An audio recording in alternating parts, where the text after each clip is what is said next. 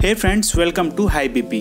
No your Indian super heroes के तीसरे episode में हम बात करने जा रहे हैं मुंबई का रखवाला डोगा के बारे में।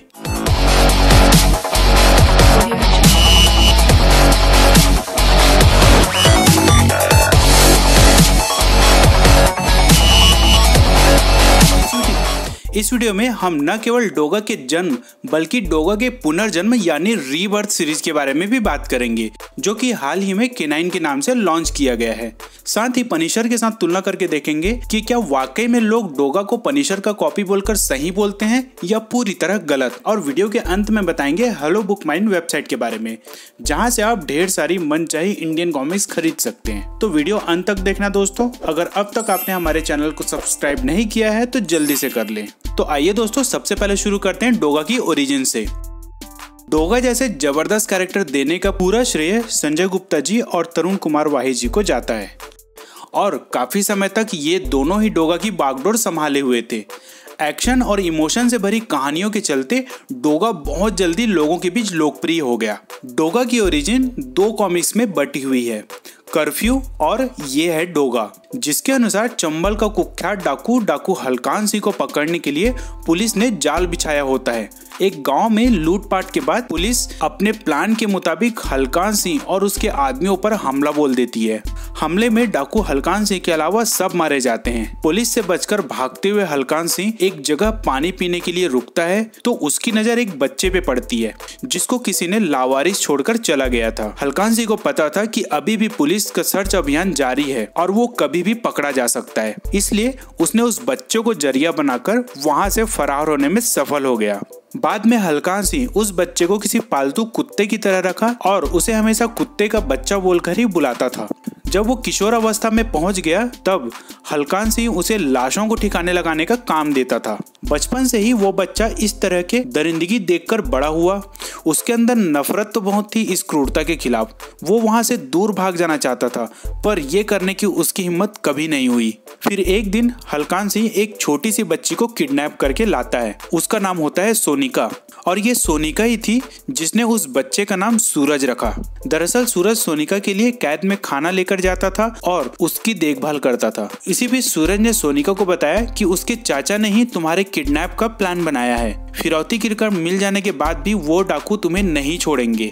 फिर सोनिका सूरज से भागने में मदद मांगती है और एक रात दोनों भाग जाते हैं, पर भागते हुए दोनों एक खूनी नदी के नाम से प्रसिद्ध नदी में गिर जाते हैं और दोनों वहां से बिछड़ जाते हैं।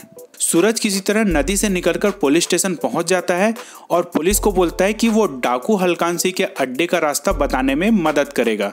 सूरज की मदद से पुलिस हलकान सिंह के अड्डे पर जाकर हमला तो बोल देती है, पर डाकू हलकान सिंह चंगुल में नहीं फंसता और एक बार फिर वो पुलिस को चकमा देने में कामयाब हो जाता है। उसके बाद पुलिस सूरज को बाल सुधार गृह भेज देती है, पर उसके अंदर बदले की आग इस कदर हावी रहती है कि वो वहां से भी भाग जाता है और पहुंच जाता है मुंबई, और मुंबई में एक ढाबे में काम करना शुरू करता है। एक दिन उस ढाबे में दो जिम वालों के बीच झगड़ा हो जाता है, पर इस झगड़े की वजह से सूरज को लायन जिम के बारे में पता चलता है और वो ढाबा छोड़कर लायन जिम पहुंच जाता है और लायन जिम के मालिक अदरक चाचा को अपनी पूरी कहानी बताकर रिक्वेस्ट करता है कि वो उसे अपने पास अपना शिष्य बनाकर रख ले, पर अदरक चाचा उसे मना कर देते हैं। सूरज के बहुत रिक्वेस्ट करने के बाद अदरक चाचा उसे जिम की साफ सफाई और देख रेख के लिए रख लेते हैं, पर सूरज साफ सफाई के साथ साथ अदरक चाचा द्वारा दिए जा रहे ट्रेनिंग को ध्यान से सुन और देखकर जिम के बंद हो जाने के बाद उसकी प्रैक्टिस करता था। और ऐसे ही धीरे धीरे समय बीतता गया और अब सूरज एक फौलाद का बन चुका था। फिर एक दिन किलर जिम के लोग लायन जिम पर हमला बोल देते हैं, पर इस बार दंगल में सूरज भी कूद जाता है और अदरक चाचा की हेल्प करता है। लड़ाई खत्म होने के बाद सूरज अदरक चाचा से माफी मांगता है कि वो बिना अनुमति के इस जंग में कूद गया। अदरक चाचा उसे माफ कर देते हैं और फाइनली अपना शिष्य बना लेते हैं, पर अदरक चाचा बताते हैं कि उसे इस बात का पता पहले से ही था कि वो छुप छुप कर सब सीखता और प्रैक्टिस करता था, पर उसने जानबूझकर ये बात छुपाए रखा। पर अब वक्त आ गया है कि वो उसे अपना शिष्य बना ले, और फिर यहाँ से सूरज से डोगा बनने की ट्रेनिंग शुरू होती है।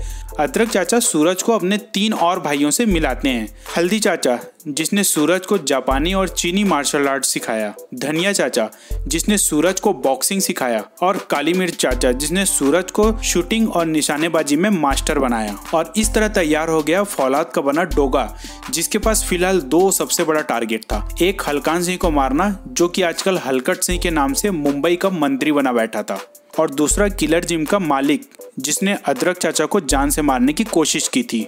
किलर जिम से ही डोगा को अवैध हथियारों का जखीरा मिलता है, जिसे चुराकर वो उसी हथियारों से ही किलर जिम के मालिक और हलकट सिंह को जान से मार देता है। सूरज डोगा बनकर दोनों को खत्म कर अपना बदला तो पूरा कर लेता है, पर वो अपराध के खिलाफ अपनी जंग जारी रखता है, और इस तरह डोगा का सफर शुरू होता है। ये तो था डोगा के जन्म की कहानी, पर 28 साल बाद हाल के ही दिनों में डोगा को रीबूट किया गया है K9 के नाम से, जिसे ऑनलाइन रिलीज किया गया है। हालांकि इस प्रयोग से काफी फैंस नाखुश दिखे, जिसका अंदाजा उसके रिव्यू देखकर ही लगाया जा सकता है। पर पब्लिशर द्वारा ये बताया जा रहा है कि ये डोगा का पैरेलल यूनिवर्स है, यानी 1992 के डोगा की कहानी वैसे ही चलेगी, इसकी कहानी अलग से प्रकाशित की जाएगी। पर इस कॉमिक्स में भी आपको वही सूरज, वही मोनिका, वही अदरक चाचा देखने को मिलेंगे, पर बिल्कुल नए अंदाज में, बिल्कुल नई कहानी के साथ।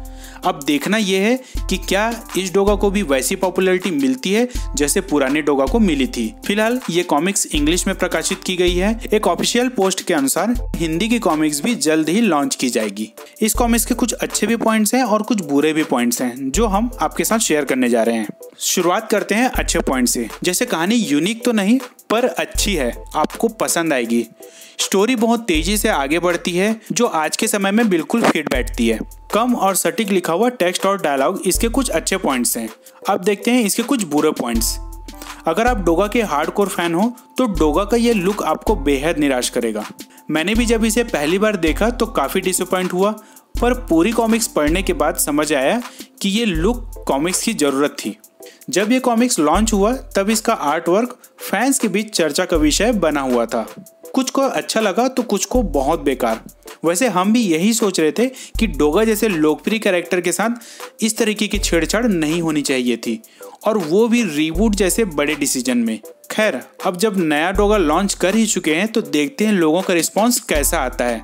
आप इस डोगा के बारे में क्या सोचते हैं? अपनी राय हमें कमेंट बॉक्स में जरूर बताएं। फिलहाल हम चलते हैं अपने अगले सेगमेंट में। डोगा को अक्सर पनिशर का कॉपी बताया जाता है, तो आइए कंपेयर कर देखते हैं कि ओवरऑल ये कितना मैच होता है। तो सबसे पहले लुक एंड कॉस्ट्यूम। डोगा हमेशा मास्क पहनता है, पनिशर मोस्टली मास्क नहीं पहनता, कभी कभार स्कल वाला मास्क लगा लेता है। डोगा का कॉस्ट्यूम पर्पल कलर का होता है, पनिशर का कॉस्ट्यूम कंप्लीट ब्लैक। बाकी अगर सिमिलरिटी की बात करें तो दोनों का अंदाज एक ही टाइप का है, दोनों गन्स यूज करते हैं, पर इसमें कॉपी जैसी कोई बात ही नहीं है।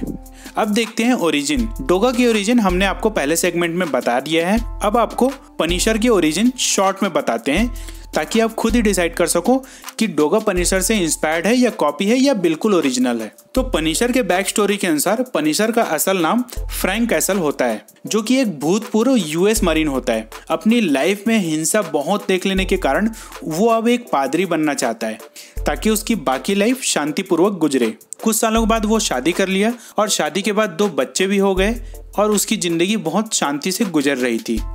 फिर एक दिन जब वो अपने फैमिली को पार्क में घुमाता रहता है, वो और उसकी फैमिली किसी माफिया को किसी आदमी का कत्ल करते हुए देख लेते हैं। माफिया के आदमी फ्रैंक कैसल और उसकी फैमिली पर हमला बोल देते हैं, जिसके कारण फ्रैंक कैसल की वाइफ और दोनों बच्चे मारे जाते हैं। इस हादसे के बाद वो काफी समय तक डिप्रेशन में रहता है, और वो अपने आप को मारने की कोशिश भी करता है, पर केवल बदला लेने के मकसद से वो जिंदा रहता है। यूएस मरीन में होने की वजह से वो दुनिया भर के युद्ध कलाओं में माहिर तो पहले से ही था, पर एक डिटेक्टिव की मदद से उसे हथियारों का खजाना मिल जाता है, और वो एक किलर मशीन पनिशर बन जाता है। तो आप ही बताइए दोस्तों, क्या यहाँ डोगा को पनिशर का कॉपी बोलना उचित होगा? ये कहीं ना कहीं डोगा जैसे ओरिजिनल और दमदार कैरेक्टर के साथ नाइंसाफी ही है। इसके बारे में आप अपनी क्या राय रखते हैं, ये आप हमें कमेंट बॉक्स में बता सकते हैं। फिलहाल चलते हैं हम वीडियो के आखिरी सेक्शन में, जिसको हमने पिछले कमेंट्स के कारण ही इस टॉपिक को इस वीडियो में रखने का फैसला लिया है। दरअसल काफी लोगों का कहना है कि वो आज भी कॉमिक्स खरीदना चाहते हैं, पर दुख की बात है कि आजकल उन्हें कॉमिक्स कहीं नहीं मिलती, और तो और ऐसी डिमांड ना केवल हमें इंडिया से आते हैं बल्कि भूटान और नेपाल से भी आते हैं। काफी लोगों की शिकायत रहती है कि फ्लिपकार्ट और अमेजोन जैसे ई कॉमर्स साइट से उन्हें उनकी मनपसंद और वैरायटी वाली कॉमिक्स नहीं मिल पाती। तो इंडियन कॉमिक्स प्रेमियों के लिए हेलो बुक माइन एक अच्छा विकल्प के तौर पर सामने आ रहा है, जहां से आप इंडिया में पब्लिश होने वाली बेहतरीन कॉमिक्स खरीद सकते हैं। फास्ट डिलीवरी के साथ ये बीच बीच में काफी सारे अच्छे ऑफर्स और कॉन्टेस्ट भी चलाते रहते हैं। इंडियन कॉमिक्स प्रेमियों के लिए ये एक बहुत ही अच्छा विकल्प है।